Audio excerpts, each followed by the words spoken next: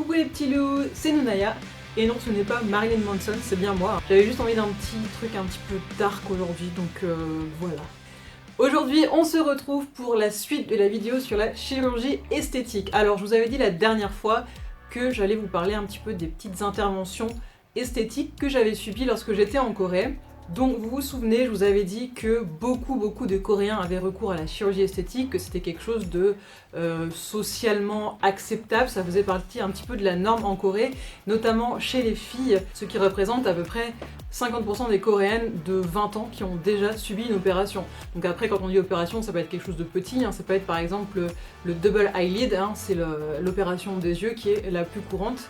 Alors comme vous le savez peut-être, les Coréens recherchent une sorte de perfection au niveau du physique, mais sont quand même très influencés par la beauté occidentale malgré tout. Le fait de vouloir s'agrandir les yeux, de se blanchir la peau, d'avoir un visage plus fin, parce que les Coréens c'est vrai qu'on a un visage assez rond et assez large.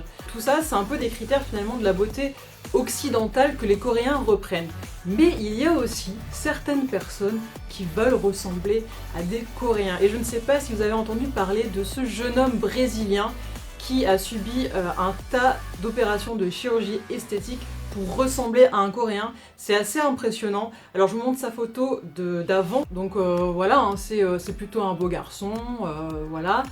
Et il a subi donc, je sais plus, je crois que j'avais lu une vingtaine d'interventions, enfin beaucoup, afin de ressembler à un Coréen, ce qui pour lui représente la perfection masculine quoi. Et voilà à quoi il ressemble maintenant. Donc je sais pas ce que vous en pensez, là je vous ai sélectionné quand même des photos relativement jolies sur lesquelles ça rend assez bien, mais je trouve que ses yeux c'est quand même un petit peu étrange au niveau du résultat. Mais en tout cas bref, c'est quand même quelque chose d'assez rare, donc on a beaucoup parlé de lui. D'ailleurs il a pris un nom asiatique qui est Xian Nishi. Ça sonne plutôt chinois-japonais, pas du tout coréen pour le coup. Alors moi j'ai fait quelques petites recherches, j'ai pas trouvé trop d'informations sur lui, mais j'ai vu qu'apparemment il avait suivi ses études à Busan, qu'il parle couramment coréen je pense aujourd'hui, et je pense qu'apparemment il vit toujours à Busan. Donc si vous tapez son nom sur Facebook, et bien vous pourrez trouver son profil, voilà, et allez voir par vous-même. C'est une personnalité qui m'a assez marqué quand j'ai fait mes recherches sur la chirurgie esthétique parce que c'est quand même pas courant quoi. Et est-ce que vous voulez savoir à quoi ressemblerait Pikachu s'il faisait de la chirurgie à la coréenne? Regardez. Voilà à quoi ressemblerait Pikachu s'il avait été créé par des Coréens. Bon, revenons à nos moutons. Je vais vous parler un petit peu donc des petites opérations que j'ai subies.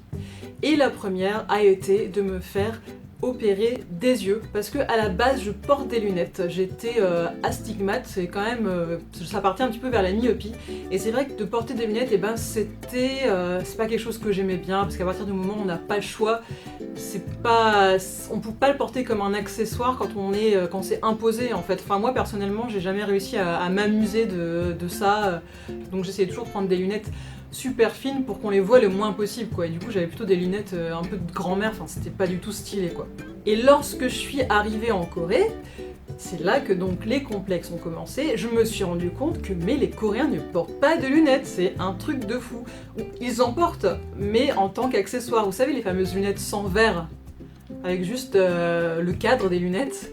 Et notamment les filles ne portent pas de lunettes. Et j'ai certains de mes ex aussi qui avaient des problèmes de vue et donc ils portaient tous des lentilles. Et du coup c'est devenu aussi un complexe, le fait que je portais des lunettes, et je me sentais pas bien, je me sentais moche et du coup ça a été un peu le déclic, et c'est justement cette fameuse année où j'avais fait ce prêt étudiant pour étudier le coréen, et j'ai utilisé un petit peu de sous pour me faire opérer, et donc j'ai subi une opération des yeux au laser. Donc j'ai pris rendez-vous dans cette clinique qui s'appelle le Dream Eye Center à Myeongdong. J'en avais vu une autre avant, mais elle m'avait pas paru trop... Enfin j'avais pas trop confiance. Et donc le Dream Eye Center de Myeongdong s'est vraiment super bien occupé de moi.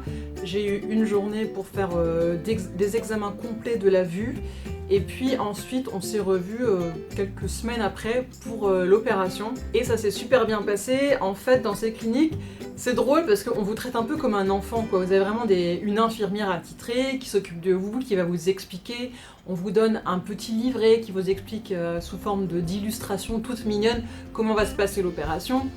Et lors de l'opération, en fait juste avant, on vous met des gouttes pour que votre œil soit complètement insensible. Et du coup vous pouvez mettre votre doigt sur votre œil comme ça, et c'est trop bizarre, votre œil est complètement endormi, engourdi, on dirait que vous avez un œil de verre. Et là, bah, vous vous allongez sur la table, il y a le chirurgien là, et en fait c'est très bizarre parce qu'au départ on va vous nettoyer l'œil, donc vous voyez le jet et vous restez les yeux ouverts parce que votre œil est complètement insensible, donc vous voyez tout ce qui se passe, vous voyez un flou, vous voyez de l'eau sur votre œil, et après bah, y a le laser qui vient sur votre œil, mais vous voyez juste un flou en fait, ça fait pas du tout mal, enfin j'ai pas vraiment eu peur. Et ils m'ont donné des peluches à serrer dans mes bras, et j'avais aussi une infirmière qui me tenait la main pendant l'opération. C'était super adorable, donc je me sentais super bien. Et donc ça a duré 5 minutes, 10 minutes au maximum, c'est très rapide. Et une fois que c'était fini, en fait, il y a une musique qui a retenti dans la pièce, un truc du genre Félicitations, félicitations. Et là tout le monde m'a applaudi. Bah, je me suis prise pour une star pendant 2 secondes, quoi. Là c'était exceptionnel, c'était génial franchement comme moment. Du coup je garde un super bon souvenir. J'ai payé, même avec les médicaments, un petit peu les trucs à côté en plus, j'ai payé à peu près 1000 € pour les 2 yeux. Donc c'est vraiment rien hein, comparé à ce qu'on paye en France. La deuxième petite opération que j'ai subie, alors d'abord il faut que je vous explique un petit peu ce que je voulais faire à la base. J'ai un complexe qui s'est accentué quand j'étais en Corée, mais que j'ai encore aujourd'hui, que j'avais déjà un petit peu avant.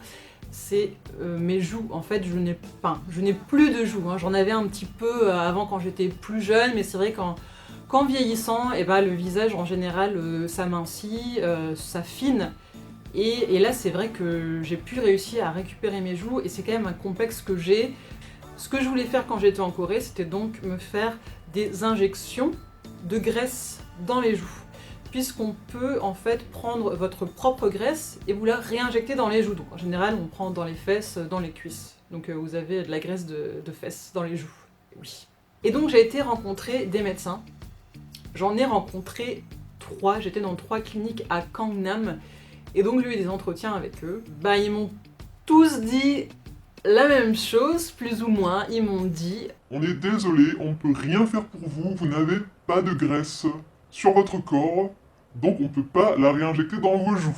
Vous prenez 5-10 kilos et puis vous revenez. Et franchement, je me souviens que le dernier médecin qui m'a dit ça, bah, je suis sortie en pleurant. Je me suis dit, je suis pas bien dans ma peau, et puis j'ai même pas les ressources en moi nécessaires pour changer ce problème. Donc ça m'a complexé encore plus. Et puis finalement, je voulais quand même faire quelque chose par rapport à mon visage, essayer de l'améliorer. J'avais vraiment envie de faire une intervention, quelque chose quoi. J'ai toujours eu des cernes hein, qui sont quand même assez marquées, et du coup eh ben, je me suis dit bon, j'ai pas assez de graisse pour me faire les joues, mais je vais voir pour combler mes cernes. Donc là j'ai aussi vu un médecin, et pour faire un comblement de mes cernes, et aussi pour me faire du laser au niveau de mes taches de rousseur que j'avais en dessous des yeux particulièrement. J'ai eu recours à des injections d'acide hyaluronique, qu'on appelle un filler, et c'est quelque chose de résorbable, donc en fait ce n'est pas constant, quoi. Ça dure à peu près 6 mois et après ça se résorbe naturellement. Donc j'ai fait 2 séances d'injection et de laser. Du coup eh ben, j'ai moins de taches de rousseur qu'avant. C'est pas que j'aime pas les taches de rousseur, mais simplement que j'en avais en dessous des yeux, donc ça marquait encore plus les cernes, c'était pas très sympa. Sachant que j'avais négocié le prix, et que pour 2 injections et 2 traitements au laser, j'avais payé à peu près 1,5 million. Ça fait quand même 1500 € je crois. En fait, vous pouvez toujours négocier un petit peu tout ce que vous voulez en Corée, vous donnez votre budget et puis ils peuvent vous abaisser le prix à votre budget à vous quoi. Voilà, donc finalement c'est les 2-3 interventions esthétiques que j'ai subies lors que j'étais en Corée, donc c'est vraiment des petites choses. Hein. En tout cas j'étais quand même dans cette démarche esthétique à un moment donné. Et je suis donc passée par le site KMH Global, qui est un site de conseil en esthétique pour les étrangers. Donc c'est très simple en fait. Hein. Vous pouvez soit faire vos recherches vous-même par rapport aux cliniques, par rapport aux opérations que vous recherchez, vous pouvez directement contacter les chirurgiens via ce site, ou vous pouvez aussi contacter un conseiller qui va vous recommander des cliniques et qui va carrément vous accompagner le jour où vous avez rendez-vous avec un médecin, enfin non, qui va carrément même prendre rendez-vous avec les médecins et qui va vous donner rendez-vous à un point B, et vous partez ensemble faire toute l'après-midi faire les cliniques. Tous les médecins ne parlent pas couramment l'anglais, mais la plupart des chirurgiens que j'ai rencontrés parlaient quand même relativement bien. Hein. Alors aujourd'hui que je suis revenue en France, quelle est ma vision sur la chirurgie esthétique? Eh bien c'est vrai qu'elle a quand même pas mal changé. Je me suis quand même adoucie à ce niveau-là. En 2012, j'étais aussi plus jeune, j'avais moins de soucis, je me posais moins de questions. Maintenant aujourd'hui, c'est vrai qu'il y a des choses qui... j'accepte beaucoup mieux mon apparence aujourd'hui, mais d'un autre côté, il y a aussi des choses qui vont un petit peu moins bien parce que je prends de l'âge petit à petit. Donc je suis pas du tout contre d'avoir recours à la chirurgie esthétique un jour dans ma vie. À mon avis, ce sera plutôt des petites interventions esthétiques, comme j'ai déjà subi, et pas quelque chose de complètement drastique. Je suis complètement ouverte, je comprends les gens qui subissent ce genre d'opération. Après, changer complètement d'identité, c'est vrai que ça c'est quelque chose quand même qui me pose problème, et je pense que ça va... plus dans le côté psychologique de la personne. Je pense là il y a clairement un problème qu'elle veut régler en passant par la chirurgie. Et là c'est encore une autre histoire, c'est beaucoup plus compliqué. En tout cas, si vous avez recours à la chirurgie, faites-le pour vous et pas pour les autres, histoire de ne pas regretter 2 mois plus tard. Dites-moi en commentaire si vous avez prévu de subir des opérations de chirurgie esthétique, lesquelles, et puis surtout qu'est-ce que vous pensez que ça va changer dans votre vie. Si vous avez aimé cette vidéo, eh bien je vous invite à la liker. Et puis, ah oui, le mois prochain, le 11 mars, c'est mon anniversaire. Alors si vous voulez m'envoyer vos dessins, vos petits mots, vos poèmes, vos chansons, vos vidéos, tout ce que vous voulez, eh bien vous pouvez le faire à cette adresse nounaya.official@gmail.com. Donc ça me ferait très très plaisir de recevoir des petites choses de votre part. Voilà, je vous invite à me rejoindre sur les réseaux sociaux. Très bientôt mon site internet va être remis en ligne, enfin c'est plutôt un blog, et vous verrez il y a plein de nouveautés dessus. Et je vous dis à très bientôt, je vous fais plein de gros bisous, je vous adore. Mouah.